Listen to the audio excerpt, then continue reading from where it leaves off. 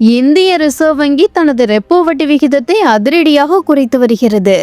சமீபத்தில் நடந்து முடிந்த இந்திய ரிசர்வ் வங்கியின் நாணய கொள்கை குழு கூட்டத்தில் ரெப்போ வட்டி விகிதத்தில் 25 அடிப்படை புள்ளிகள் குறைக்கப்பட்டன. இதன் காரணமாக 5.50% இருந்த ரெப்போ வட்டி விகிதம் தற்போது வெறும் 5.25% உள்ளது. இவ்வாறு படிப்படியாக ரெப்போ வட்டி விகிதம் குறைக்கப்பட்டு வரும் நிலையில் மீண்டும் RBI ரெப்போ வட்டி விகிதத்தை குறைப்பதற்கான வாய்ப்புள்ளதாக தகவல் வெளியாகியுள்ளது. கடந்த 5 ஆண்டுகளாக எந்தவித மாற்றமும் இல்லாமல் 6.50% இருந்த ரெப்போ வட்டி விகிதம் கடந்த சில மாதங்களில் பலமுறை குறைந்துள்ளது.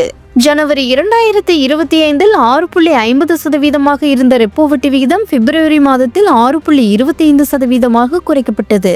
அதுவே ஏப்ரல் 2025இல் 25 அடிப்படை புள்ளிகள் குறைந்து ரெப்போ வட்டி 6% இருந்தது. பிறகு ஜூன் மாதத்தில் 50 அடிப்படை புள்ளிகள் குறைந்த நிலையில் ரெப்போ வட்டி 5.50% குறைந்தது.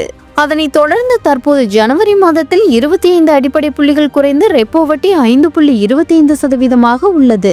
2025இல் மட்டும் இந்திய ரிசர்வ் வங்கி 4 முறை ரெப்போ வட்டி விகிதத்தை குறைத்துள்ள நிலையில் தற்போது மீண்டும் ஒரு முறை வட்டி விகிதம் குறைக்கப்படுவதற்கான வாய்ப்புள்ளதாக தகவல் வெளியாகியுள்ளது.